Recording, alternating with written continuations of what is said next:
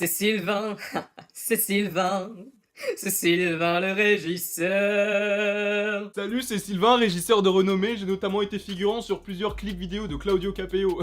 C'est vous dire mon niveau. Donc dans cette vidéo, je vais encore parler de cheveux. Mais aujourd'hui, ça sera sur les cheveux de Thor. Alors pourquoi est-ce que je veux parler des cheveux de Thor? Bah tout simplement parce qu'on me l'a proposé en commentaire. Et je me suis dit, pourquoi pas faire la même chose qu'avec Spider-Man? Ouais.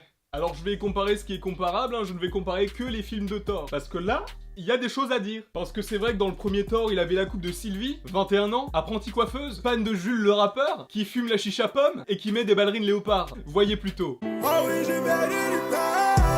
C'est vrai qu'il a eu une coupe assez courte pour ce premier opus, et c'était un petit peu ridicule. Mais alors pour le 2, j'en parle même pas. Le mec il se fait une natte. Non mais attends, capillairement je veux bien, mais pas avec tes cheveux mon gars. Je suis désolé, mais les nattes et les tresses ça va mieux sur les cheveux crépus. À la limite tu te fais un chignon, moi je dis rien. C'est ringard mais je dis rien. Même Franck Provo dit que tu peux le faire. Je cite Franck Provo. Le chignon est devenu en quelques années une vraie coiffure tendance. Affranchi de ses codes, parfois un peu stricts et figés, il est aujourd'hui synonyme de glamour et d'absolue féminité.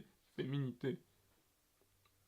Bon, bah tu le fais si tu veux, mais ça fait pas peur quoi. Non mais attendez, au-delà de sa coupe, on va parler de son look. Le mec il a une cape rouge et un marteau. D'où tu fais peur avec une cape rouge, un marteau et un chignon? Bon, même si c'est une natte, mais c'est pire. Non mais voilà, je m'énerve, c'est la reprise. Je commence à déjà faire un burn-out. Bon, c'est pas une coiffure que je me ferais moi, mais je trouve que ça lui va très bien, même si ça ne fait pas vraiment très peur. La troisième en revanche est une sorte de coupe un petit peu plus dans l'air du temps, un petit peu plus tendance. Il a opté pour une petite houppette et un petit logo sur le côté. Voilà, c'est frais, c'est tendance, c'est l'été, ça rafraîchit. Des trois coupes, je préfère nettement la troisième, ensuite la deuxième et puis la première. Je trouve qu'il y a vraiment une évolution dans sa coupe de cheveux, et je pense que sa coupe de cheveux reflète un petit peu qui il est vraiment. Parce que le premier Thor, bah il a les cheveux courts, c'est-à-dire la naissance. Ensuite dans le deuxième Thor, il a des cheveux un petit peu plus longs, synonyme d'apprentissage, d'observation, de vécu aussi, avec toutes les aventures avec les Avengers, ça peut faire un lien. Et ensuite la troisième est totalement déconnectée des deux autres premières, c'est-à-dire qu'il est totalement en rupture avec le personnage qu'il était avant, et c'est totalement logique par rapport à ce qu'on peut voir dans les films. Il est totalement différent. Donc vous, je ne sais pas ce que vous en pensez, dites-moi dans les commentaires quelle est votre coupe préférée de Thor. Moi ça a été la troisième, et vous ça peut être la première comme la deuxième, y a pas de souci, hein,